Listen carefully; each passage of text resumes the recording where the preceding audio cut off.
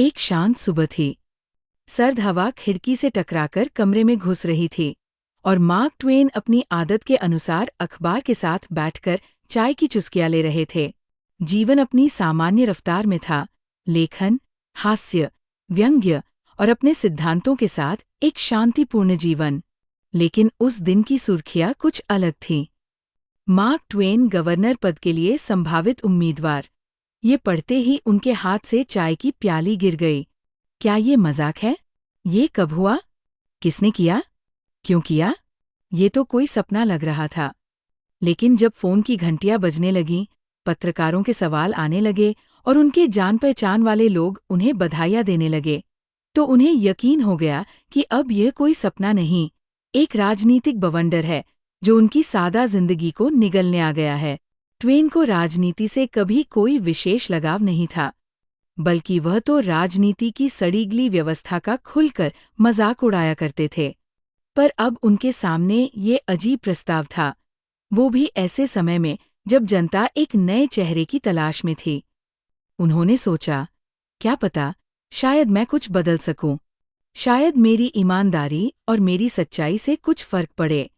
यही सोचकर ट्वेन ने गवर्नर की दौड़ में कदम रखने का मन बनाया। लेकिन उन्होंने जो नहीं सोचा था, वो ये था कि ये दुनिया वैसी नहीं है जैसी बाहर से दिखती है। राजनीति एक रणभूमि नहीं, एक दलदल है।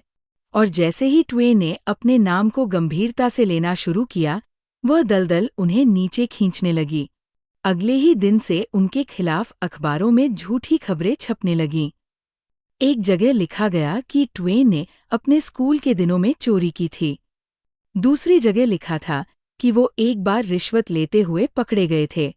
कहीं लिखा था कि उन्होंने एक महिला कर्मचारी का अपमान किया था, तो कहीं आरोप था कि वो कर चोरी कर चुके हैं। ट्वेन हतप्रभ थे। ये सब कहाँ से आ रहा है? उन्होंने इन सब बातों का खंडन किया, सफाई दी, लेकिन सच्चाई की आवाज अफवाहों के शोर में दब गई। लोग पूछते नहीं, मान लेते थे। समाज के लिए जो कल तक व्यंग्यकार था, आज वो एक झूठा, धोखेबाज और लालची नेता बन गया था, बिना कोई सबूत, बिना कोई सवाल। हर दिन ट्वेन को लगता, शायद ये आखिरी झूठ होगा, लेकिन नहीं। राजनीति में आरोपों का अंत नहीं होता। यहाँ जो ज्यादा झूठ बोले, जो ज्यादा जोर से बोले, वही विजेता होता है। ट्वेन अकेले पढ़ते जा रहे थे।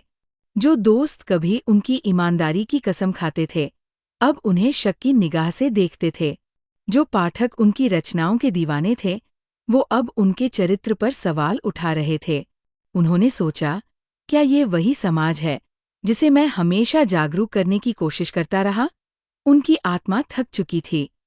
और फिर आया वह दिन, नामांकन का आखिरी दिन। भीड़ जमा थी, पत्रकार कैमरे लिए तैयार थे, समर्थक बैनर लिए खड़े थे। हर किसी की नज़र ट्वेन पर थी। क्या वह अपना नामांकन जमा करेंगे?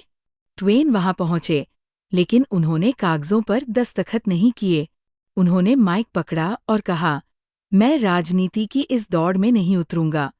मैं झूठ से लड़ सकता हूं, लेकिन जब झूठ ही इस मैदान का नियम बन जाए, तो लड़ाई बेमानी हो जाती है।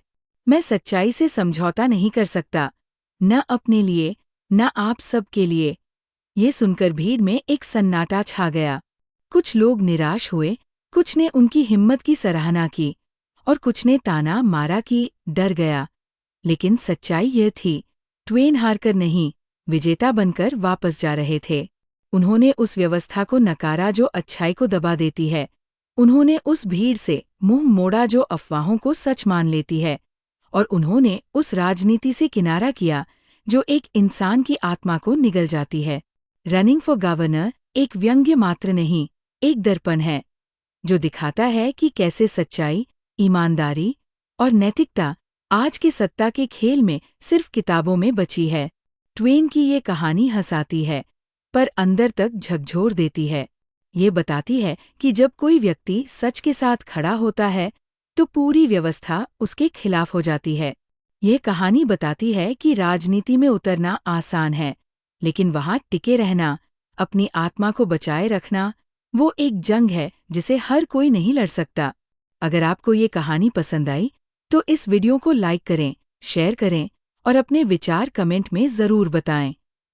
क्या आप भी कभी इस सिस्टम का हिस्सा बनना चाहेंगे, या ट्वेन की तरह सच्चाई की राह पर चलकर अकेले ही सही बट शांत और स्वाभिमान से जीना पसंद करेंगे?